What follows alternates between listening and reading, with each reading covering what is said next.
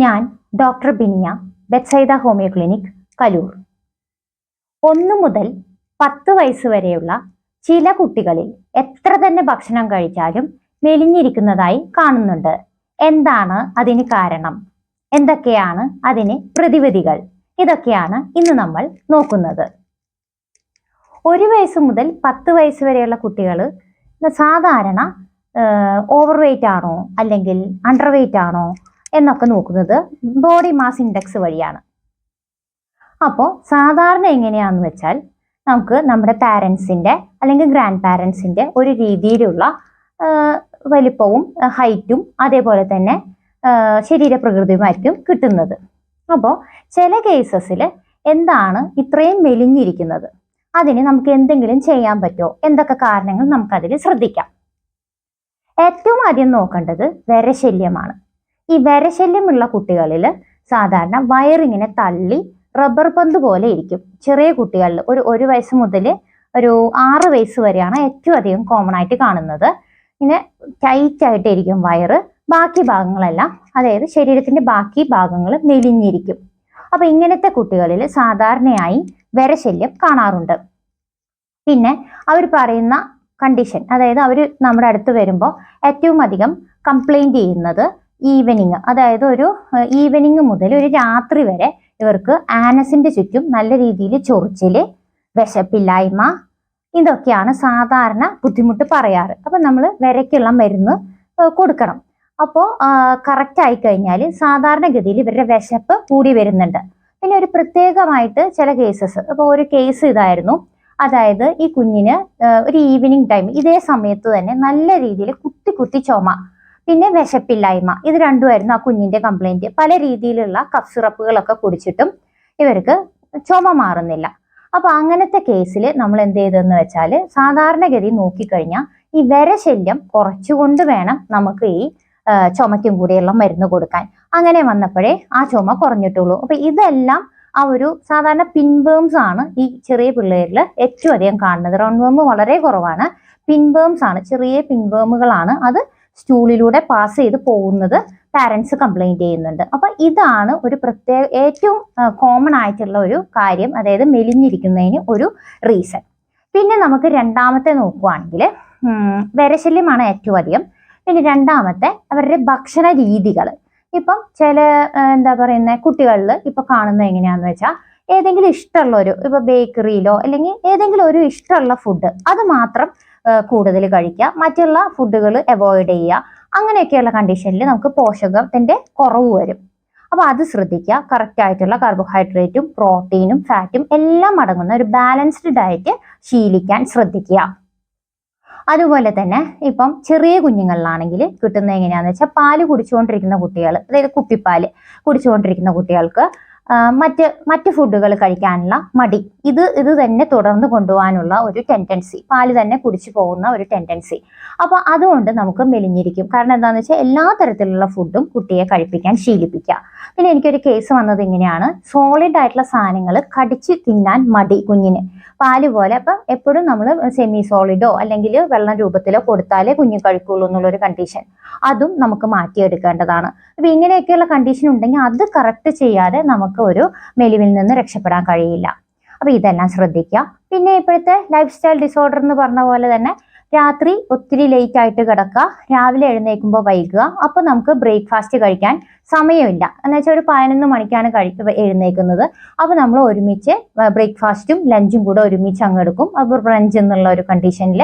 അപ്പൊ അങ്ങനത്തെ കണ്ടീഷനിൽ നമുക്ക് എന്താ ഒരു ടൈമിലുള്ള ഫുഡ് അങ്ങ് കട്ടാവും. അപ്പൊ അതും നമ്മൾ അനുവദിച്ചു കൊടുക്കാൻ കഴിയില്ല. രാവിലെ കറക്റ്റായിട്ട് എഴുന്നേൽക്കുവാണെങ്കിൽ ബ്രേക്ക്ഫാസ്റ്റ്, പിന്നെ ലഞ്ച്, പിന്നെ ഡിന്നർ, അങ്ങനത്തെ ഒരു രീതിയിൽ തന്നെ ഭക്ഷണം കഴിക്കാൻ ശ്രദ്ധിക്കുക. പിന്നെ നമുക്കുള്ളത് എന്തെങ്കിലും ഡെഫിഷ്യൻസീസ് കുട്ടിയിലുണ്ടോ അല്ലെങ്കിൽ അസുഖങ്ങളായിട്ട് തന്നെ. അപ്പൊ അങ്ങനെ ആകുമ്പോൾ ബ്ലഡിൽ HB ഹീമോഗ്ലോബിൻ അത് കുറഞ്ഞു കഴിഞ്ഞാൽ അല്ലെങ്കിൽ അയൺ കണ്ടന്റ് കുറവാണെങ്കിൽ കുട്ടിക്ക് ഈ പറഞ്ഞ പോലെ വിശപ്പ് കുറവായിരിക്കും. അപ്പൊ അത് പ്രത്യേകം നോക്കിയിട്ട് അതിനനുസരിച്ചുള്ള ടോണിക് ആണെങ്കിൽ അത് ടോണിക്കോ അങ്ങനെ, അതായത് അത് കറക്റ്റ് ചെയ്യാൻ നോക്കുക HB. അതുപോലെ തന്നെ നമുക്ക് ഇപ്പോൾ വരുന്നതാണ് കാലുവേദന. അതിന്റെ കൂടെ തന്നെ കാലുവേദനയും പിന്നെ നമുക്ക് ഈ പറഞ്ഞ പോലെ ക്ഷീണം, മുടികൊഴിച്ചില്, മെലിഞ്ഞിരിക്കുന്നു, അങ്ങനത്തെ കംപ്ലൈൻറ്റ്സ്. അപ്പോൾ ആ കംപ്ലയിൻസിനും നമുക്ക് എന്ത് ചെയ്യാം, അപ്പം നമ്മൾ ആദ്യം ചെയ്യുന്നത് കാൽഷ്യം കറക്റ്റ് ചെയ്യുക എന്നുള്ളതാണ്. അപ്പോൾ കാൽഷ്യം കറക്റ്റ് ചെയ്ത് കഴിഞ്ഞിട്ടും കുട്ടിയിൽ വിശപ്പ് കൂടുന്നില്ലെങ്കിൽ വൈറ്റമിൻ ഡി ഡെഫിഷ്യൻസി ഉണ്ടോ എന്നും കൂടി കറക്റ്റ് ചെയ്തിട്ട് വൈറ്റമിൻ ഡിയുടെ സാക്കറ്റ്സോ അങ്ങനെ കൊടുത്തിട്ട് അതും കൂടി ശരിയാക്കി എടുക്കണം. അപ്പോൾ ഇത് രണ്ടും വന്നാലേ കാൽഷ്യത്തിന്റെ അബ്സോർപ്ഷനും കറക്റ്റായി, കാലുവേദന കുറയുന്നു, വിശപ്പ് കൂടും, മുടി കൊഴിച്ചില്, ശ്രദ്ധക്കുറവ്, അങ്ങനെ എല്ലാ കംപ്ലൈന്റും കറക്റ്റ് ആവുന്ന കാണുന്നുണ്ട്. അപ്പോൾ ഇത്രയും കാര്യങ്ങൾ ഡെഫിഷ്യൻസീസിൽ നോക്കുക. പിന്നെ നമുക്കുള്ളത് irritable bowel syndrome. Irritable bowel syndrome എന്ന് പറഞ്ഞിട്ടുണ്ടെങ്കിൽ അതിൽ 3 കാര്യങ്ങളുണ്ട്. ഒന്ന് വയറിളക്കം, ഒന്ന് വയറുറക്കില്, ഒന്ന് ഗ്യാസിന്റെ ബുദ്ധിമുട്ട്, അതായത് ഫ്ലക്സുലൻസ്. പക്ഷെ ഈ 3ഉം കൂടി കുട്ടികളിൽ കാണാറില്ല. ഏതെങ്കിലും ഒക്കെ ഒരെണ്ണം പ്രോമിനന്റ് ആയിട്ട് ഇങ്ങനെ നിൽക്കും. അപ്പൊ അതിലേതാണ്? ഇപ്പൊ വയറിളക്കമാണെങ്കിൽ അത് ശ്രദ്ധിക്കണം. പിന്നെ വയറുറക്കുകയാണെങ്കിൽ അതിനു വേണ്ടി മരുന്ന് കഴിക്കണം. അല്ല ഗ്യാസ്, അപ്പൊ ഗ്യാസിനൊക്കെ ആകുമ്പോൾ സാധാരണഗതിയിൽ എങ്ങനെയാന്ന് വെച്ചാൽ രാവിലെ പോകുമ്പോൾ ബ്രേക്ക്ഫാസ്റ്റ് വിട്ടുപോകുന്ന കുട്ടികൾ, കഴിക്കാതെ പോകുന്ന കുട്ടികൾ, അല്ലെങ്കിൽ ചിലപ്പോൾ ഈ ടെൻഷൻ, അതായത് അയ്യോ ഒന്ന് ഹോംവർക്ക് കഴിഞ്ഞിട്ടില്ല, ടീച്ചർ എന്നെ അടിക്കുമോ, അങ്ങനത്തെ ഒക്കെ ടെൻഷനുള്ള കുട്ടികൾ ചിലപ്പം രാവിലെ തന്നെ ഈ ഗ്യാസിന്റെ ബുദ്ധിമുട്ട് പറയുന്നുണ്ട്. അപ്പൊ ഇതെല്ലാം ഇന്റർലിങ്ക്ഡ് ആണ്. അപ്പൊ ഏതാണോ കുഞ്ഞിന്റെ പ്രശ്നം, ടെൻഷൻ ആണെങ്കിൽ അത് കുറയ്ക്കാൻ എന്ത് ചെയ്യാൻ പറ്റും എന്ന് നോക്കുക. അല്ലെങ്കിൽ ശരിക്കും വയറിളക്കം തന്നെയാണ്, എന്ത് കഴിച്ചാലും അപ്പൊ തന്നെ വയറ്റിന്ന് പോകണം എന്നുള്ള തോന്നലാണോ, അല്ലെങ്കിൽ വയർ ഉറച്ചിട്ട് 2 ദിവസം കഴിഞ്ഞിട്ടും പോയിട്ടില്ല, അപ്പൊ അതിന്റെ ബുദ്ധിമുട്ട് കൊണ്ട് പിന്നെ ഭക്ഷണം കഴിക്കാതിരിക്കുന്നതാണോ, ഏതാണോ കുഞ്ഞിന്റെ ബുദ്ധിമുട്ട് എന്ന് നോക്കിയിട്ട് വേണം നമ്മൾ കറക്റ്റ് ചെയ്ത് കൊടുക്കാൻ. അപ്പൊ ഈ ഒരു പ്രശ്നവും നമുക്ക് നോക്കണം, അതും ഒന്ന് നോക്കുക. പിന്നെ അതിന്റെ കൂടെ തന്നെ തൈറോയിഡിന്റെ ഫംഗ്ഷനിൽ എന്തെങ്കിലും തെറ്റുപറ്റിയിട്ടുണ്ടോ, അതായത് തൈറോയിഡിന്റെ പ്രവർത്തനം കുറഞ്ഞു കഴിഞ്ഞാൽ നമുക്ക് വെയിറ്റ് കൂടാനും കൂടിക്കഴിഞ്ഞാൽ വെയിറ്റ് കുറയാനും സാധ്യതയുണ്ട്. അപ്പൊ അതിലേതെങ്കിലും പ്രശ്നം ഈ കുഞ്ഞിനുണ്ടോ എന്നുള്ളതും ഒന്ന് നോക്കിയിട്ട് അത് ഉണ്ടെങ്കിൽ അതിനനുസരിച്ചുള്ള ട്രീറ്റ്മെന്റ് ചെയ്യുക. പിന്നെ ഇത് ഈ ഒരു കണ്ടീഷനും കൂടി കഴിഞ്ഞ് പിന്നെ വേറെ നമുക്ക് നോക്കാനുള്ളത് എന്താന്ന് വെച്ചാൽ പല്ലിന്റെ ബുദ്ധിമുട്ട്. കുഞ്ഞു കുട്ടികളിൽ ഇപ്പം മിൽക്ക് കാരീസ് ഉണ്ട്, അല്ലെങ്കിൽ നമുക്ക് പല്ലിന് കാരീസ് ആയിട്ട് തന്നെ ഉണ്ട്.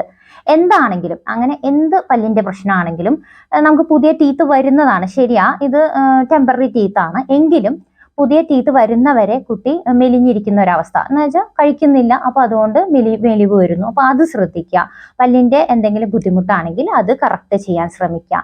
ഇങ്ങനത്തെ കാര്യങ്ങളൊക്കെ ശ്രദ്ധിക്കണം. പിന്നെ ഇതെല്ലാത്തിനും പുറമെ, ഇങ്ങനത്തെ നോർമൽ നമ്മുടെ അസുഖങ്ങൾക്ക് പുറമെ ഒരു കേസ് എനിക്ക് വന്നതാണ്.